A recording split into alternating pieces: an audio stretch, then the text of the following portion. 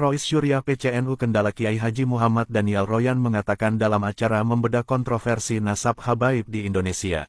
Hubungan antara habaib dan Nahdlatul Ulama sudah terjalin sejak lama. Beliau juga mengatakan terlalu kebablasan jika penelitian itu dipakai untuk mengingkari bahwa Bani Alawi bukan nasab Rasulullah. Selanjutnya mari kita simak bersama. Kalau penelitian itu dipakai untuk mengingkari bahwa Bani Alawi bukan nasab Rasulullah, bukan keturunan Rasulullah, menurut saya terlalu kebanteran lah, terlalu kebablasan lah. Kita tidak senang kalau pengingkaran terhadap nasab itu nanti merembet kepada meragukan kejujuran ulama. Ini yang harus digarisbawahi. Ya. Jadi para ulama dari Bani Alawi itu menjadi panutan ulama NU. Seperti Al-Faqih Al-Muqaddam, dia mengaku bahwa nasab dia sambung kepada Rasulullah. Kemudian dikuatkan oleh ulama besar yang menjadi wali kutub, namanya Abdullah bin Alawi Al-Haddad, yang punya Rotib Al-Haddad. Dia punya guru Umar bin Abdurrahman bin Nagil Al-Attas, punya Rotib Al-Attas. Dua-duanya mengakui bahwa kami adalah keturunan Rasulullah. Nah, pengakuan itu dibenarkan oleh ulama al-faqih al-muhaddis, ahli faqih ahli hadis Ibnu Hajar al-Haytami. Kitab Tuhfah yang menjadi rujukan kaum Syafi'i. Dibenarkan juga oleh Yusuf bin Ismail An-Nabhani, gurunya Mbah Hasyim Asy'ari. Dibenarkan juga oleh ulama-ulama yang lain. Ya. Jadi ada peran para habaib Bani Alawi kepada ajaran NU. Saya tulis di buku yang saya tulis ini. Ya. Hakikatu Ahli Sunnah wal Jamaah. Di bagian paling akhir saya membuat kesimpulan, ya, bahwa di dalam ajaran NU ada 3 iltizam, 3 keharusan. 1, harus mengikuti mazhab fikih 4. Hanafi, Maliki, Syafi'i, Hambali. Yang kedua, wajib mengikuti mazhab kalam atau mazhab teologi, yaitu mazhab Asy'ari dan Maturidi.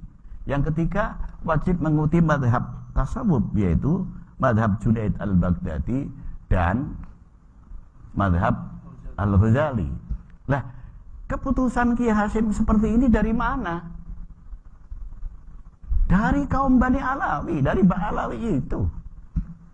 Karena ya, kesimpulan bahwa Ahlus Sunnah wal Jamaah itu Asy'ari dan Maturidi itu ngutip dari ulama namanya Sayyid Muhammad Murtadha Az-Zabidi yang ngarang kitab itu Ithafus Sada Al-Muttaqin Syarah Ihya. Di situ dikatakan, sampai saya hafal karena menjadi penulis, idza utliqa Ahlus Sunnati wal Jamaati fal muradu bihim al-asy'ariyatu wal maturidiyatu. Kalimat itu dia nukil dari Imam Abdullah bin Alawi Al-Haddad. Di sini nih saya tulis ini.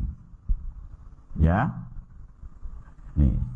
Kemudian mazhab 4. Pola pikir NU mazhab itu harus 4 itu mengambil dari seorang Sayyid Alawi bin Ahmad As-Seghaf yang mengarang kitab Al-Fawaidul Makkiyah. Nah, Alawi bin Ahmad ini mengutip dari Ibnu Hajar Al-Haytami dalam Muqaddimah kitab Tuhfatul Muhtaj. Imam Ibnu Hajar mengambil dari Imam Nawawi dalam Muqaddimah kitab Al-Majmu' Syarah Muhadzab. Itu gitu. Terus mazhab yang tasawuf, mazhab bahwa mazhab tasawuf harus mengikuti siapa? Junaid al-Baghdadi dan Imam Ghazali, diambil dari Imam Hadratus Syekh Kiai Hasyim Asy'ari, mengambil dari pendapat Imam Abdullah bin Alawi Al-Haddad di dalam kitab kecil yang sampean aji, Risalatul Mu'awanah. Nah, Risalatul Mu'awanah itu mengutip dari perkataan ulama besar dulu abad ke-4 Hijriah, Abul Qasim Al-Qushairi, di dalam kitab namanya Ar-Risalatul Qushairiyah. Jadi penelusuran keilmuan ini menguatkan bahwa para ulama ini percaya kepada nasab Habaib Bani Alawi. Kalau kita sudah meragukan ulama, runtuhlah keilmuan kita, jatuhlah sanad ilmu kita, hancurlah agama kita. Itu yang harus dipikir. Gara-gara penelitian seperti itu nggak bisa, ya kan? Karena apa? Rasulullah bersabda dalam hadis yang didengar oleh sahabat namanya Sa'ad bin Abi Waqqas, "Manidda'a ila ghairi abihi wa huwa ya'lamu annahu ghairu abihi fal jannatu alaihi haramun." Barang siapa mengaku punya hubungan nasab kepada orang yang bukan bapaknya, padahal dia ngerti bahwa orang itu bukan bapaknya, surga haram baginya.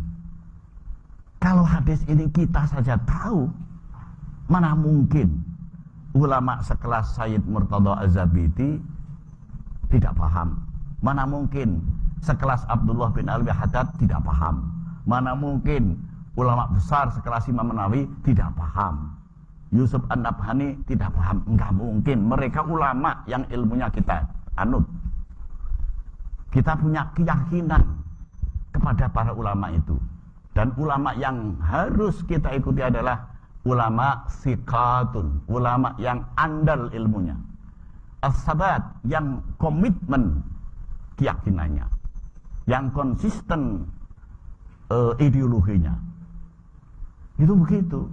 Kalau mereka ini kita ragukan, sama dengan kita meragukan ideologi kita sendiri. Ini bahayanya. Ini namanya fahada khatarun azimun. Ini bahaya besar. Itu menurut saya. Sehingga Abdullah bin Alwi Al-Haddad pernah membuat surat. Jadi beliau punya buku namanya Al-Mukatabat, surat menyurat.